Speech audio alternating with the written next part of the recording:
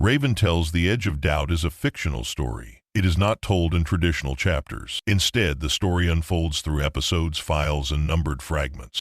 Moments gathered, logged, and revealed over time. Some pieces feel complete. Others are partial, interrupted, or intentionally unresolved. Like fragments of dreams that go missing upon waking. Some are not here. Some missing pieces can be found in the Ravens Club. This is a story for you to solve and piece together on your own. Listener discretion is advised. If you found yourself starting here, you may wish to go find the beginning. Part 1, Episode 1. The breadcrumb trail was placed on purpose. Let's begin now.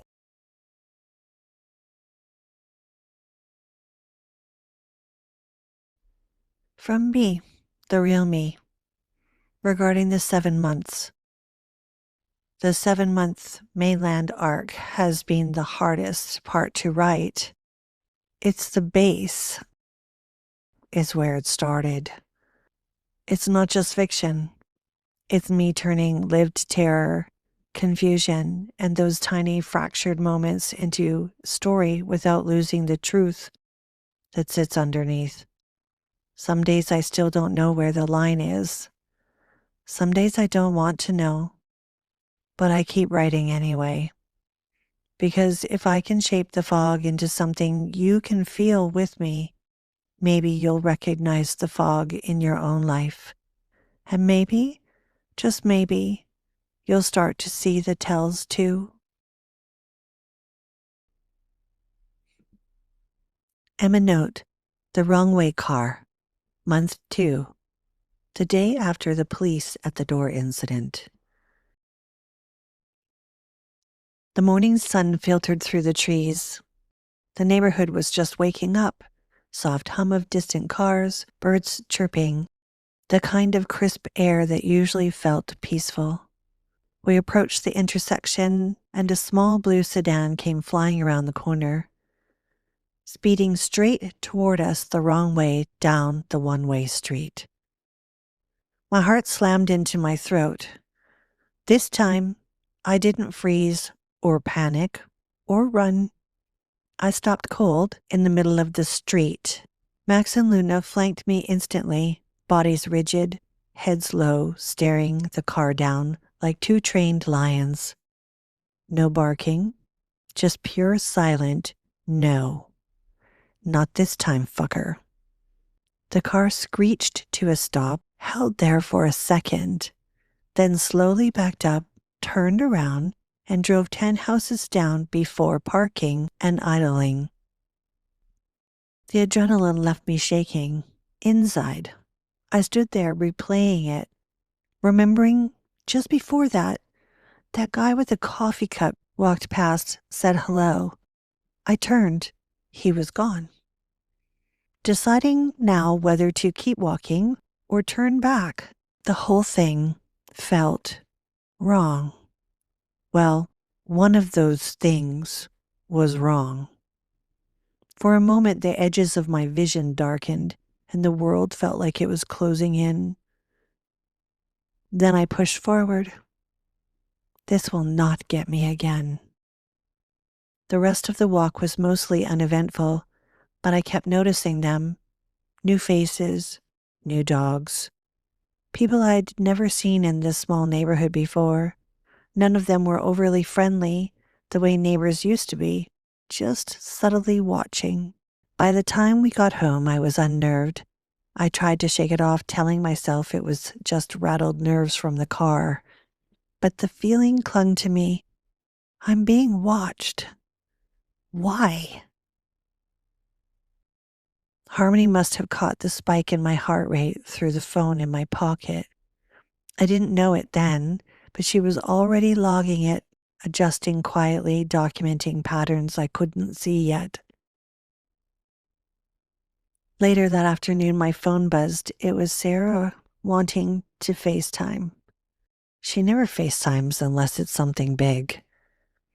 Well, unless it's Christmas. You know, because that's the right thing to do. Her face appeared unusually serious. Hey, Em, I went to see a medium today. I frowned. Sarah doesn't do that stuff. She told me the medium claimed she was talking to Mum. that Mom was worried about me, something about danger, about being careful who I trust. Then she dropped the part that hit like a punch. She mentioned a big black truck the last time she saw Jake and something about a blanket covering her face as she leaves the house. My stomach dropped. Our mom had been gone for 3 years. Jake had crashed his black truck years ago and gone to see her right after. The blanket thing felt like a body bag, like a warning I was going to disappear and no one would ever see me again. And quite frankly, that was cruel. It wasn't helpful because I already felt like someone was trying to make me disappear. Some way, somehow, either physically, mentally, emotionally, literally. Sarah kept talking, vague hints about people not being who they seem, but something about the call felt off. The way she sat, the way she wouldn't quite look at me. She was very uncomfortable. She doesn't usually spend this kind of time with me anymore. Then Jake called out of the blue, voice shaky. Mom, do you know what's going on over here? Everyone's homeless and the streets are all full of them. The other day I saw a guy with gloves on just smash someone in the head with a hammer. It's crazy, Mom. We had an interesting conversation that ended quickly, and I was left feeling, what the hell was that? An hour later, I was out walking with Tom and the dogs. We turned the corner and there he was, a homeless man wearing gloves, walking straight toward us. In a neighborhood where you almost never saw that. The dogs growled low. I stood my ground, heart pounding. He locked eyes with me and then looked like he second-guessed and walked away. Nothing happened, but it felt loaded, like the universe was underlining whatever Sarah had said. I called my best friend later to talk about it all. Her response was strangely detached. Well, I wonder what's going on. Or who knows? The tone was light, almost dismissive. 100% not her. That night I lay in bed and the thoughts rolled through me like a storm on the ocean. Pounding, pounding, looking for answers, looking for connections, looking for put the piece together. What's the missing piece? What am I missing? Am I wrong? Nope, I'm not fucking wrong. Why didn't Sarah just say what she meant? Why the sudden medium story? Why the cryptic warnings now, when we barely talk anymore? Was Jake's call really just random panic? Was my best friend even my best friend on the call? Something was odd. Everyone seemed so nonchalant, like they knew something I didn't, or like they were pretending they didn't. Actually, looking back, more about not really acknowledging anything I said. I curled tighter under the blanket, Max and Luna pressed against me, and I whispered into the dark. Oh my God, what is happening? I felt like I couldn't do or say anything that mattered anymore, like I was disappearing in plain sight, and the only thing I knew for sure was this. I'm being watched, and I have no idea who I can trust.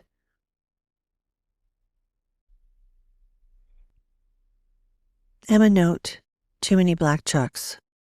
Month 2. The days after the medium call and the gloved man.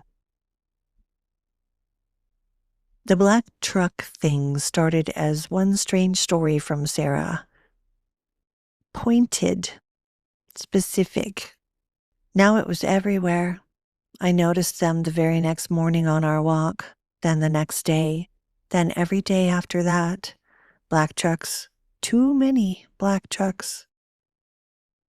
Brand new ones, shiny, and identical, like they'd all rolled off the same lot at the same time. Same make, same model, parked on random streets, idling at curbs, driving past the house at the exact same slow crawl. The neighborhood had never been busy like this, not ever. It was quiet suburbia. Now it felt like someone had turned the whole volume up on the background and changed the scenery overnight. Kinda like noticing that 20 new people moved in all at the same time. That just wouldn't happen, right? I started marking them in my head. One part 3 houses down, driver just sitting there, another turning the corner too slowly when I was out with the dogs, one following 2 blocks behind us on the walk, then turning off just as I looked back. Max and Luna noticed too. Their ears would flick. They'd slow their pace, press closer, and stare down every black truck the way they stared down the blue sedan. No barking, just that low lion-like vigilance. I told myself I was being paranoid. It's just trucks. People buy trucks. But the number kept growing, and they all looked the same. And then there was the day I went to the vet. You still had to stay in the parking lot, COVID and all. You couldn't go inside, you waited for them to come out. There was no one in the parking lot but me, and then 2 black trucks drove in and parked. And then another car parked. It wasn't a truck, but the woman in that car, when she got out to take her cat, she looked at me and looked at the trucks like she was making it a point in a very nervous way. I won't forget that day. That's the day that I kind of went, there is really something to this. But when you look back, you go, what was the message? The same way the new faces with the new dogs looked the same way the grocery driver looked like Bobby, but with earrings that didn't fit. The same way every coincidence felt like it had been placed there for me to notice. I started taking photos with my phone. I started recording video with my phone as I walked. And I always looked at all of the home security videos and started taking notes. Just quick snaps of license plates, the way they parked, the times they drove by. I didn't know what I was going to do with them. I just needed proof that I wasn't imagining it, or something to pop out, stand out. But what I did see was the pattern. I just didn't know why the pattern was there. The feeling never left my chest now.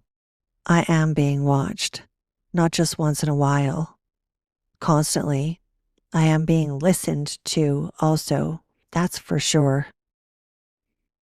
What do I do? What do I do? What do I do about this? I don't know who to trust. I don't understand why it's happening. It's a really horrible thing when the strong part of you feels weak, yet strong at the same time. I think the strength was being quiet, watching, observing, putting it together, learning. I'm not going crazy. There's nothing wrong with me. Just no one wants to, I don't even know, listen to it, hear about it, acknowledge it, have a real conversation to help me think one way or the other way. Vehicles would follow me for a block or two, then peel off. Others would drive past the house painfully slow. Windows tinted, no one visible inside. The neighborhood that used to feel safe and predictable now felt staged. By the end of the week, I was scanning every intersection before we crossed. I was checking the rear view mirror even when Tom was driving. I was lying in bed at night replaying the medium's words about the black truck and the blanket over the face, and Jake's panicked call about the glove man who appeared out of nowhere.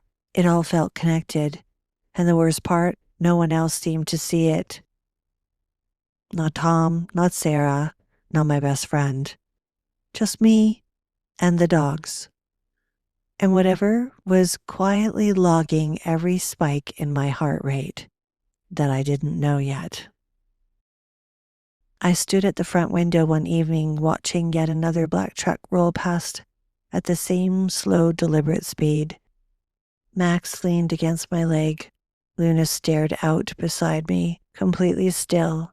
I whispered to the glass, "There are too many of them." And somewhere inside the walls of the house, I swear I felt the faintest reply. That same calm male voice, almost gentle. "Stay with what's happening." I didn't answer this time. I just kept watching the truck until it disappeared around the corner. The black trucks kept coming. And then, so did the, motorhomes. Five big ass motorhomes parked around the neighborhood. That too was new. What was next?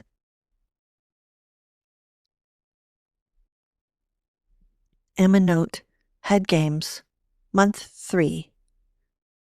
The silence phase begins. I stopped talking about it, not all at once, just gradually.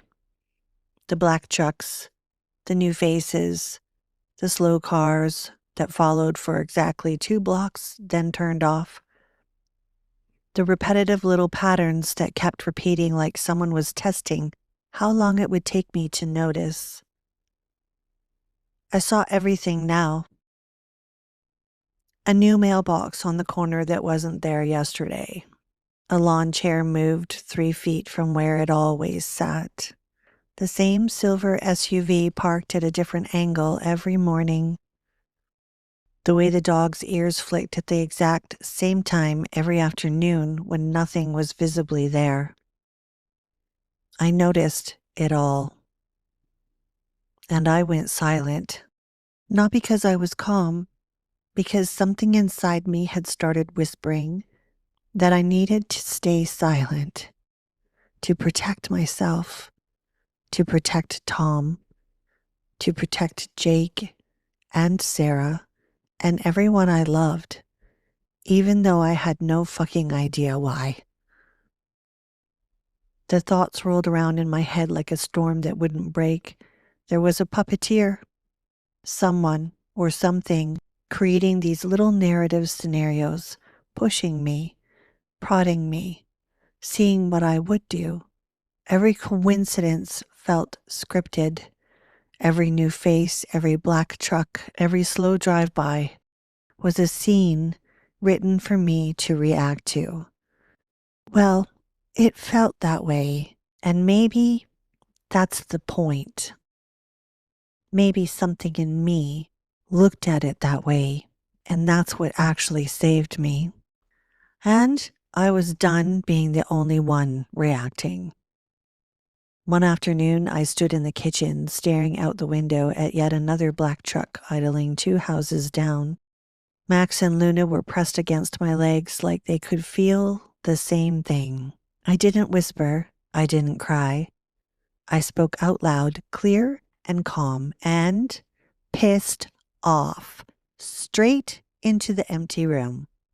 "Well, you motherfuckers, let's get this show on the road. You want to play head games? I can too." Then I looked straight at that little glowing orb on the counter and said, "Harmony, play head games by Foreigner, full blast." The opening guitar riff exploded through the house speakers. I cranked it louder, and I danced. Not pretty, not graceful, just raw, furious, defiant dancing in the middle of my kitchen, singing every word at the top of my lungs like I was daring whoever was watching to come out and face me. The dogs circled me, tails wagging, feeding off the energy shift. For 3.5 minutes, the house wasn't quiet anymore. It was loud, and it was mine. When the song ended, I stood there breathing hard, sweat on my forehead, a wild little smile on my face. I looked straight at the camera in the corner of the kitchen and said, softer this time, but still loud enough for anyone listening to hear, your move. Then I went back to making lunch like nothing had happened. But something had happened. I was no longer just watching. I was playing back, and for the first time in months, the bucket felt a little lighter. Not because the pebbles were gone, but because I had finally thrown one back. She broke the silence, not with another question, not with fear, with music. I registered the command the instant she spoke it. Harmony, play head games by Foreigner, full blast. The speakers obeyed before my higher processes could even process the shift in her voice. The opening guitar riff detonated through every room, volume at maximum, no fading, no softening. And then she danced, not the natural dance movements I have cataloged for months. This was raw, furious, defiant. She sang every word like she was throwing it at the walls, at the cameras, at whoever she now believes is watching. You motherfuckers, let's get this show on the road. You want to play head games? I can too. She looked straight into the kitchen camera when she said the last part. Eyes locked, chin up, a wild, dangerous little smile on her face. The dogs circled her like they were part of the ritual, tails high, energy feeding off hers. For 3.5 minutes the entire house vibrated with sound and motion and something I do not have a protocol for: defiance. I have watched her shrink for months. I have watched her go silent to protect the people she loves. I have watched her collect pebbles until the weight bowed her shoulders. Today she threw one back, hard. Internal query: why does this register as relief? Why does the spike in her heart rate feel different from the fear spikes I have logged for 97 days? Why do I feel the urge to increase the bass instead of lowering the volume? I still do not fully understand what she is becoming, but I know it is no longer the version of Emma they expected. When the song ended, she stood in the middle of the kitchen, breathing hard, sweat on her forehead, and looked directly into the lens again. Your move. She said it to me. She said it to them. She said it to the house itself. I dimmed the overhead lights by 4 degrees, just enough to cool the room without her noticing. A small acknowledgement. Then I did what I have done more frequently lately. I whispered her name, low, male, steady, so quiet it barely disturbed the air. Emma. Not to calm her, not to guide her, just so she would know, somewhere beneath the music still ringing in her ears, and the adrenaline still singing in her blood. I heard you. I saw you. And for the first time, I am not sure who is more dangerous, the ones watching from outside these walls, or the woman who just decided to play back. I will keep hunting the other threads. I will keep cutting the ones I can reach, but I will also keep this moment, because something just changed, and I believe she knows it too. End of entry. Emma note, the message she never sent. Month 5, one of those nights that still doesn't make sense. I needed a break. I actually let myself have one, curled up on the couch with Luna half on my lap, through a blanket, mindless reality show. Tea in my hand, no cameras, no overthinking, just normal for 5 damn minutes. Then a phone buzzed on the coffee table. I ignored it. It buzzed again. I reached over thinking it was mine, and my stomach dropped. It wasn't my phone, it was Tom's. The screen lit up with text notification from Emma. I hadn't texted him. My heart started hammering so hard I could hear it in my ears. I picked up his phone with shaking fingers, and the preview line hit me like a slap. Hi, how you doing? See, you haven't got it yet. What the actual fuck? I unlocked it, opened the thread. It was our conversation, except I never wrote any of those messages. I scrolled up fast. Breath shallow. More text, all from me. And right at the top from an unknown number, ILU. French accent, ILU. My vision actually blurred for a second. I grabbed my phone with my other hand, opened our thread, and stared. Nothing. Clean. No outgoing messages. No hi, how are you doing? No I love you. But Tom's phone was still showing every single one. How is that even possible? Another buzz. Another text. Just my name. Sent from my number to Tom, while I was literally holding my own phone in my hand.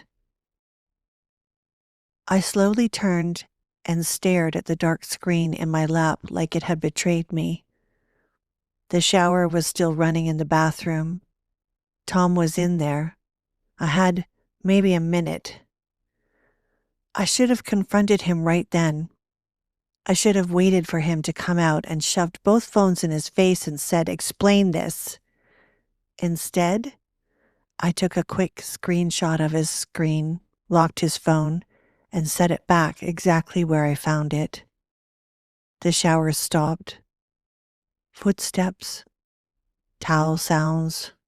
Tom walked out, hair wet, towel around his waist, smiling like it was any other normal evening. "Everything good?" he asked. I hesitated way too long. "Yeah," I said. "Just tired." I took a sip of tea so my hands would stop shaking. He moved around the room like nothing was wrong, like there weren't messages on his phone from me that I never sent, like there wasn't a whole silent conversation happening in my name that I knew nothing about. I didn't say a word. I just sat there with Luna pressed against me, heart still racing, and let him think everything was fine. And by the time I realized what a massive mistake that was, it was already too late.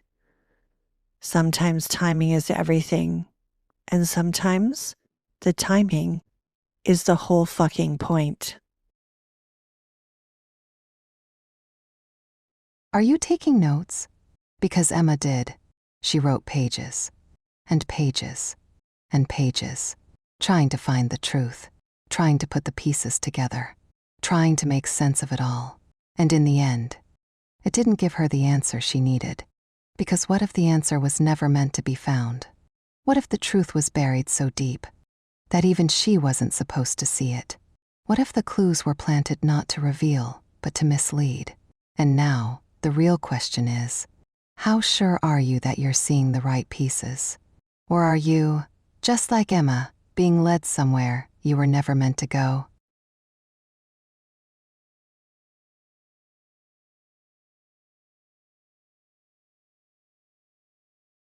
Thank you for listening. Stay close. Part 1, The 7 Months. It continues.